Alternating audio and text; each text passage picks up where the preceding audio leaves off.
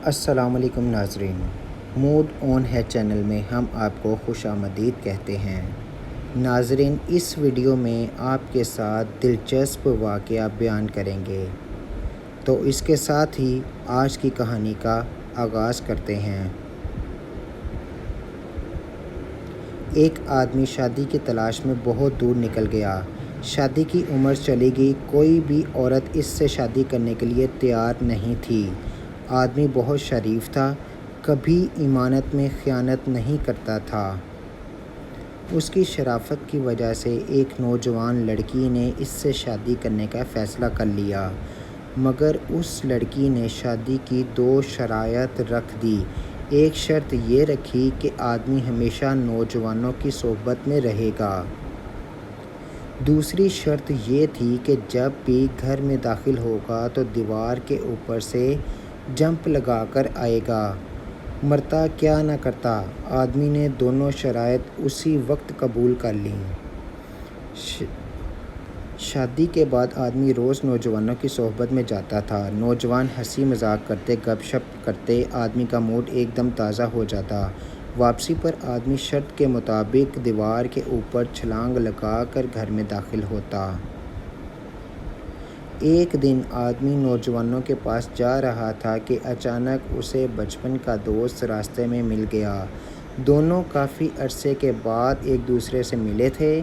آدمی نے اپنے دوست سے پوچھا، طبیعت کیسی ہے؟ اس نے کہا، کیا بتاؤں بھائی، ہر وقت جوڑوں میں درد رہتا ہے، چلنے پھرنے میں مسئلہ ہوتا ہے، سر میں اکثر شدید درد رہتا ہے۔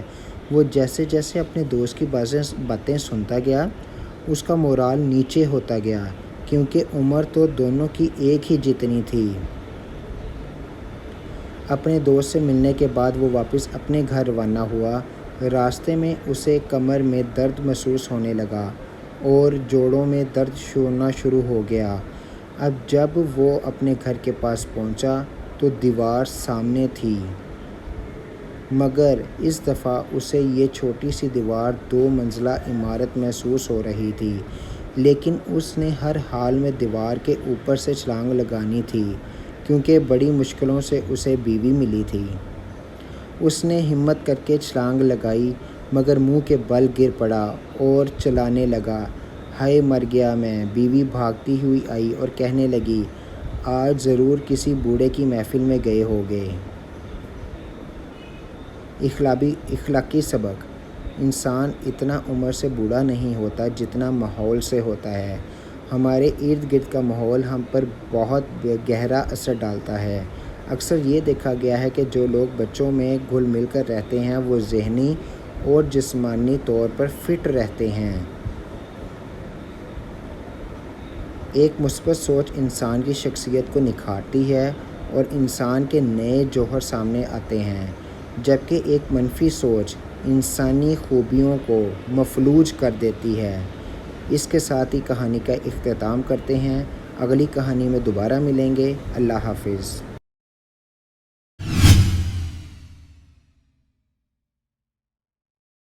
آغاز کرتے ہیں۔ ایک انگریز کو یہ بچپن سے وہم تھا کہ میرے بیڈ کے نیچے کچھ نہ کچھ ضرور ہے، اور یہ کہ جب بھی میں بیڈ کے نیچے پاؤں رکھوں گا تو کوئی چیز میرا پاؤں پکڑ لے گی۔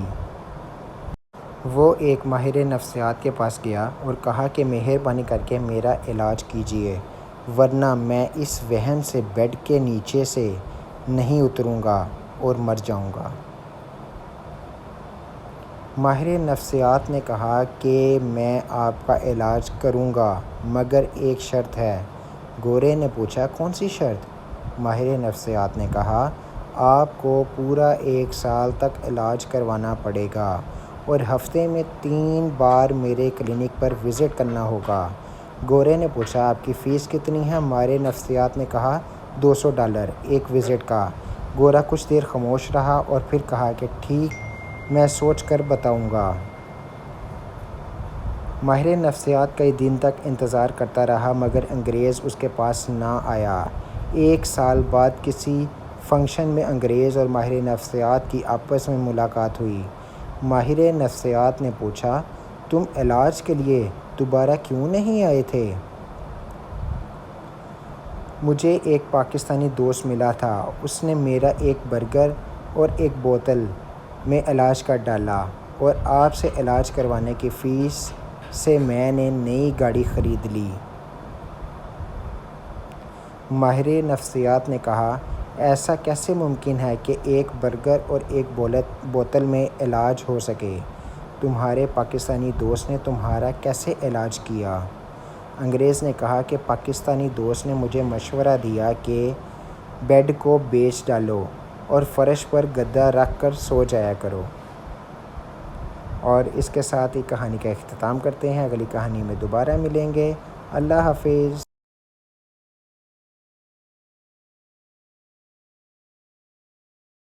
ایک آدمی کو سارے گاؤں والے ٹڈی کہہ کر پکارتے تھے۔ آدمی نے تنگ آ کر اپنا گاؤں ہی چھوڑ دیا اور دور کسی دوسرے گاؤں آباد ہو گیا۔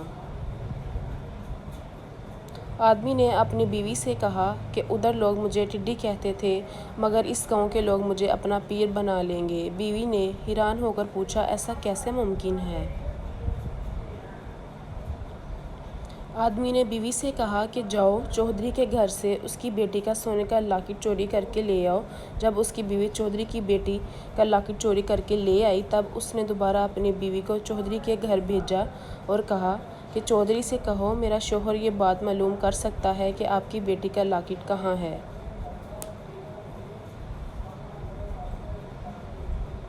اس دوران ٹڈی نے لاکٹ چودھری کے گھر کی چھت پر پھینک دیا اور جب چودھری ٹڈی کے گھر آیا تو ٹڈی نے بتایا کہ چوری آپ کی نوکرانی نے کی تھی مگر بعد میں ڈر کی وجہ سے لاکٹ گھر کی چھت پر پھینک دیا۔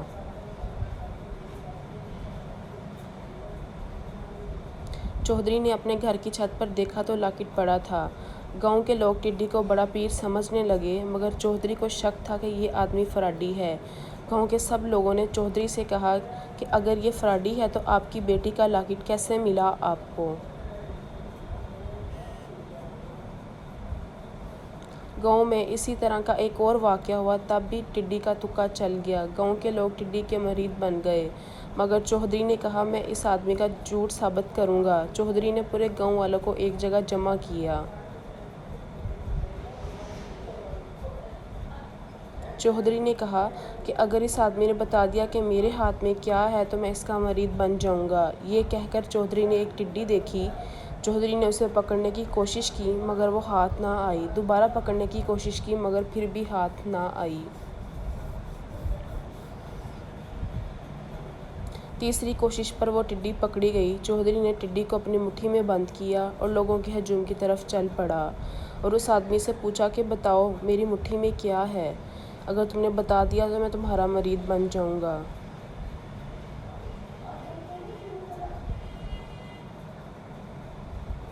آدمی چودھری کے سامنے پریشان ہو گیا اور اپنے آپ سے مخاطب ہو کر کہا، ارے او ٹڈی، تو پہلی چھلانگ میں بچ گیا، دوسری چھلانگ میں بھی بچ گیا مگر تیسری بار چودھری نے تجھے پکڑ ہی لیا۔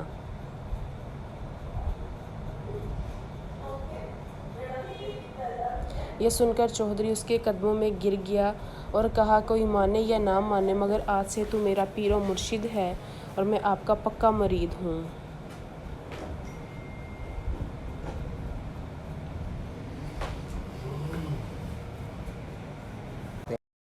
ایسے نہ اس کے ساتھ کہانی کا اختتام ہوا۔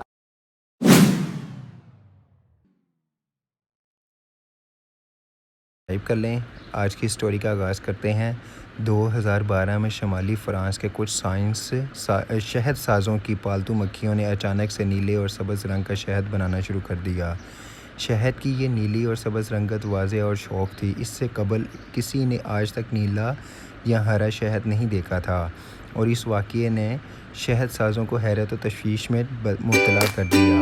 وہ حیران تھے کہ آخر شہد کا رنگ کیوں بدل گیا ہے؟ کیا وہ مکھیاں کسی نئی طرز کی بیماری کا شکار ہیں جس میں شہد کا رنگ بدل گیا؟ کیا ماحول میں کوئی ایسا کیمیکل یا گیس رعایت کر رہا ہے کہ جس نے شہد کی رنگت بگاڑ دی؟ کیا یہ کسی بائیولوجیکل تجربے کا نتیجہ ہے اور اس سے بڑھ کر کہیں یہ شہد زہریلا تو نہیں؟ چنانچہ شہد کے سیمپلز کو ٹیسٹ کے لیے لیبارٹری میں بھجوا دیا گیا۔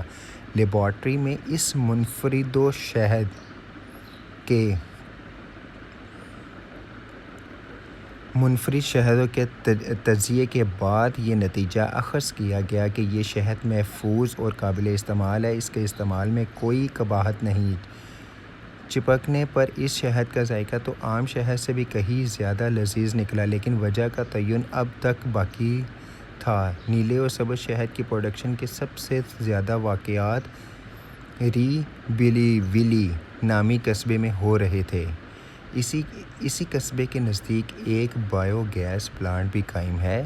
شہد سازوں نے اس تغیر کی وجہ سے اس پلانٹ کو قرار دیا، لیکن ماہرین نے اس بات کو مسترد کر دیا۔ ان کے نزدیک اس کی بنیادی وجہ کوئی اور ہے، جس کی ان کو سمجھ نہیں آ رہی اور جس کی ان کو تحقیق کرنی چاہیے۔ آخرکار شہد کی مکھیوں کا تعاقب کرنے کا فیصلہ کیا گیا۔ اب ظاہر ہے ان کا تعاقب کرنا کون سا آسان بات تھی، تاہم یہ طریقہ رنگ لایا اور کچھ دن بعد ایک ایسا انکشاف ہوا کہ جس نے شہد سازوں کو اپنا سر پیٹ لینے پر مجبور کر دیا۔ پتہ چلا کہ یہ مکھیاں ایک نزدیکی فیکٹری میں بہت آیا جا کرتی تھی۔ اس فیکٹری میں مشہور رنگ برنگی میٹھی کینڈی M&M کی پروڈکشن کی جا رہی تھی، اور ان مکھیوں کو اس کا رنگ برنگا سیرپ کھانے کا چسکا پڑ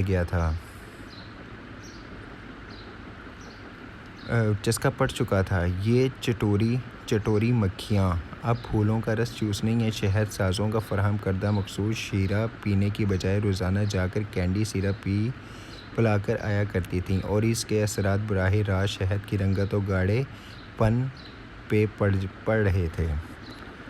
اور اسی کے ساتھ سٹوری کے اختتام کرتے ہیں۔ اللہ حافظ۔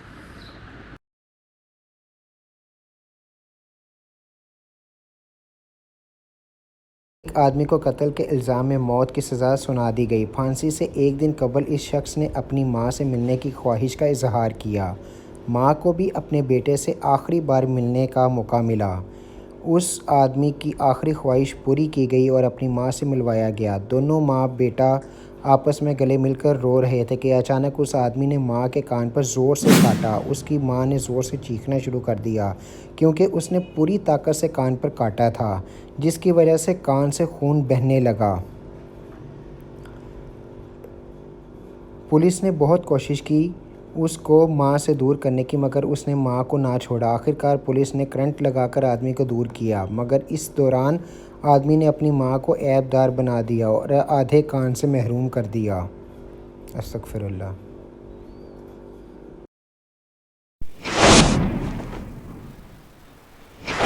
سب لوگ حیران تھے کہ اس ظالم بیٹے نے ایسا کیوں کیا۔ پولیس افسر نے آدمی سے پوچھا کہ بدبخت انسان، تم نے اپنی ماں کے ساتھ ایسا کیوں کیا؟ تم نے اپنی ماں کو زندگی بھر کے لیے عیب دار کیوں بنا دیا؟ اس شخص نے جواب دیا کہ میں بچپن ہی سے اپنی ماں سے بہت محبت کرتا تھا اور ان کی بہت عزت کرتا تھا۔ جس چیز سے ماں روکتی تھی میں رک جاتا، اور جس چیز کے کرنے کا حکم دیتی تھی تو مجھ میں اتنی ہمت نہ تھی کہ میں انکار کر سکتا۔ میں اپنی ماں کا ایک فرما بردار بیٹا تھا، جو ماں کے ہر حکم پر اپنا سر جھکا دیتا تھا۔ ہمارا اپنے چچا سے زمین کا تنازع چل رہا تھا۔ وہ 2 ایکڑ کی زمین تھی جو کہ متنازع تھی۔